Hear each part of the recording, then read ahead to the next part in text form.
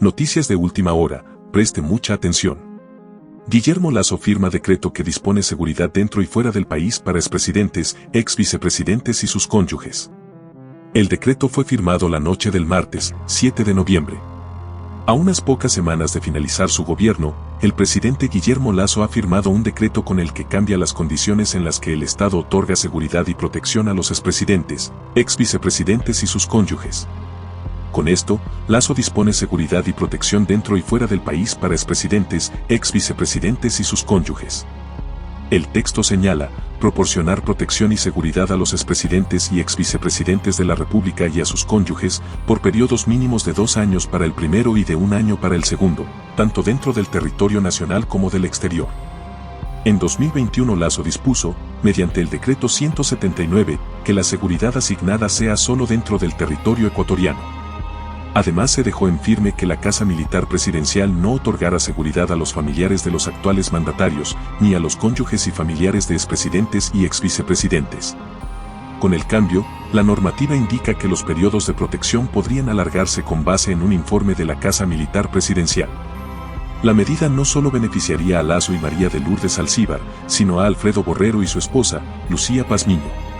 A 23 días para convertirse en expresidente de la República, Guillermo Lasso amplió el beneficio de protección y seguridad para exmandatarios y su familia. A través del decreto 906 firmado el 7 de noviembre pasado, el presidente en funciones, Guillermo Lasso, dispone que los expresidentes, exvicepresidentes y sus cónyuges reciban protección y seguridad tanto dentro del territorio nacional como en el exterior.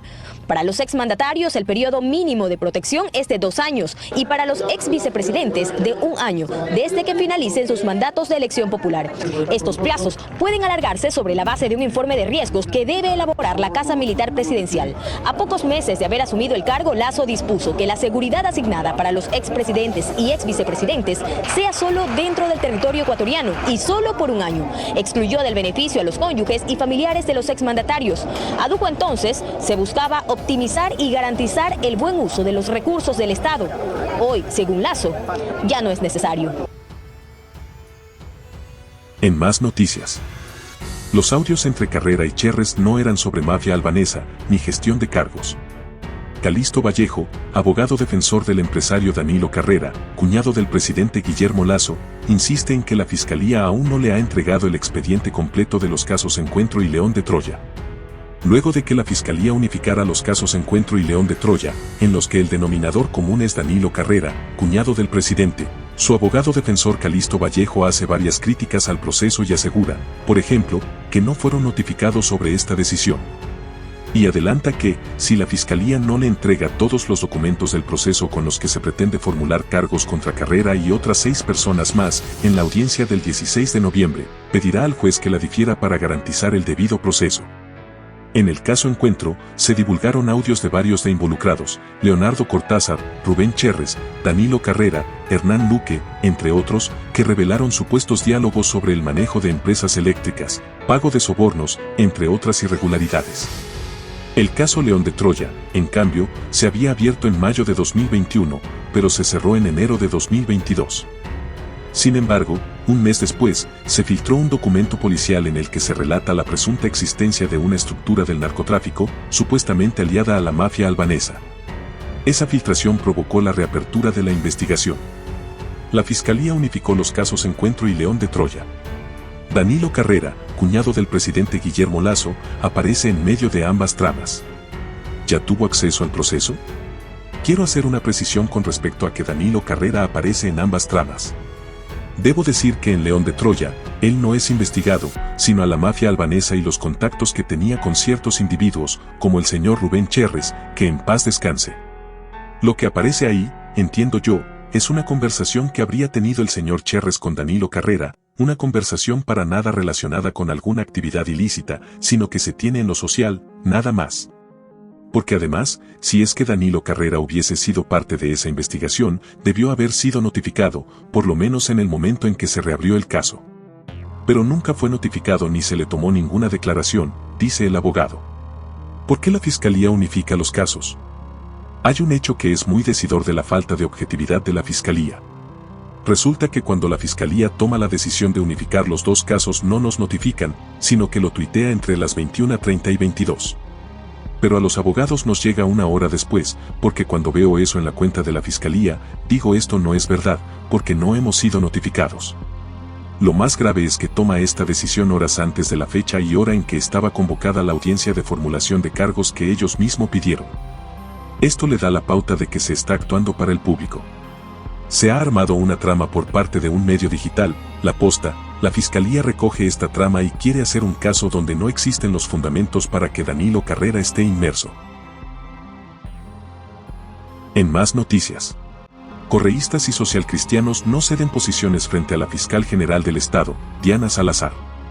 Las negociaciones políticas entre el PSC y RC volvieron a cero y esperan la incorporación del presidente electo Daniel Noboa a las reuniones previas. Ni el correísmo ni el Partido Social Cristiano ceden posiciones frente a la fiscal general del Estado, Diana Salazar, cuya permanencia en el cargo según sus propias versiones son parte de las discusiones políticas previas a la instalación de la Asamblea Nacional, prevista para el próximo 20 de noviembre.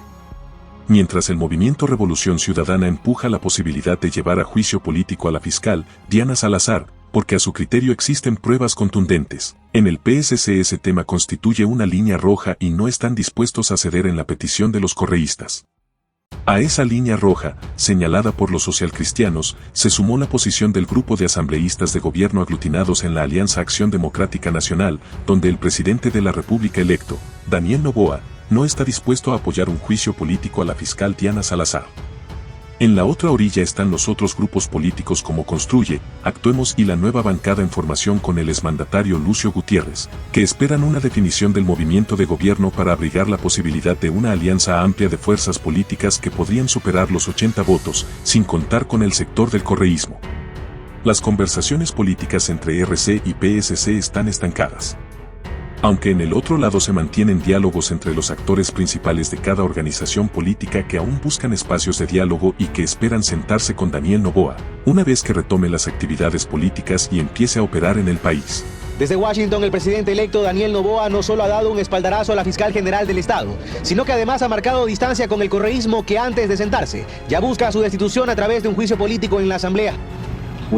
Revolución Ciudadana, I have an open dialogue. Con Revolución Ciudadana tengo un diálogo abierto, no voy a cogobernar con ellos. Es decir, poderes separados, poder ejecutivo y poder legislativo. Podríamos votar juntos en algunas cosas y en otras no.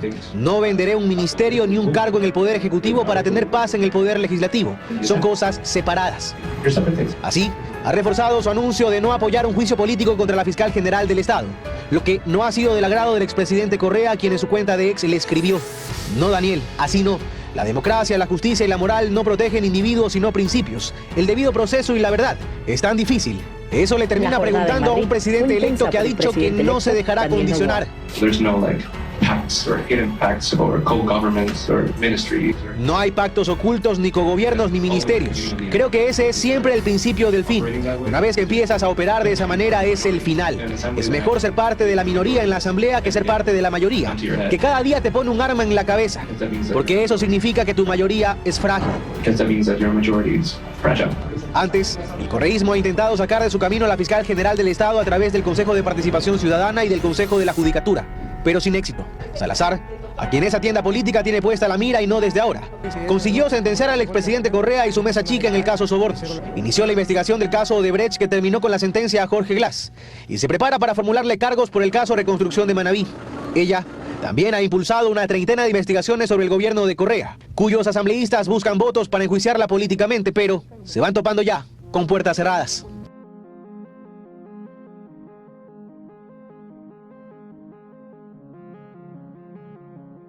Y el presidente Lasso afirma que mejoraron las condiciones hidrológicas de Coca-Cola, Sinclair, Mazar y Paute. Sin embargo, esto no garantiza que disminuyan los racionamientos de energía en el país. Que el panorama comienza a mejorar en el tema energético, afirma el aún presidente en funciones Guillermo Lasso. Esto debido a que desde ayer Ecuador empezó a recibir de Perú energía de hasta un máximo de 50 megavatios. Esto sumado a lo que ya le compramos a Colombia y al funcionamiento de Termo Esmeraldas con 125 megavatios hora, aunque esto no garantice el fin de los apagones. Haciendo las acciones inmediatas, lo principal y lo que tenemos que defender todos los ecuatorianos es una licitación que le está llevando la empresa eléctrica Quito a través de la unión con las diferentes distribuidoras, que son 9, para una contratación de emergencia por 465 megavatios. Para el exministro de Energía Iván Rodríguez, estas acciones, si bien aportan, no son suficientes para la crisis energética, puesto que la demanda desde mayo de este año aumentó a 4.682 megavatios hora. No es suficiente. Además, lo de Colombia no es fijo, algunas veces nos da más, otras veces nos da menos. Perú también. Perú tiene capacidad para 100, pero hay días que no nos da un solo megavatio. Y es que desde el inicio de los racionamientos de energía que iniciaron el pasado 27 de octubre, las quejas por parte de la ciudadanía y el sector comercial no han parado, sobre todo por la falta de cumplimientos en los horarios y por el tráfico que generan especialmente en hora pico. La única manera como nosotros podemos tener menos horas de apagones o eliminar los racionamientos es a través de la energía de Colombia, a través del adecuado suministro de combustibles que funcionen en las plantas térmicas, que no se sigan dañando ni las térmicas ni las hidroeléctricas, el parque térmico del sector industrial se ponga a funcionar. El exministro también apunta al funcionamiento de los proyectos de la vertiente occidental del país, como la de Toachi y Pilatón, con la que se podría solucionar la mitad del déficit energético. En estos momentos se encuentra en 400 megavatios hora. Los 137 asambleístas se posesionarán en sus cargos el 20 de noviembre. La sesión de instalación está prevista para las 10 de la mañana y en ella deberán elegir a sus autoridades. Recordemos el proceso y el número de votos que se necesitan para nombrarlas. Las luces del Salón Nela Martínez en Asamblea Nacional se vuelven a encender 6 meses después de que esta fue disuelta con la muerte cruzada.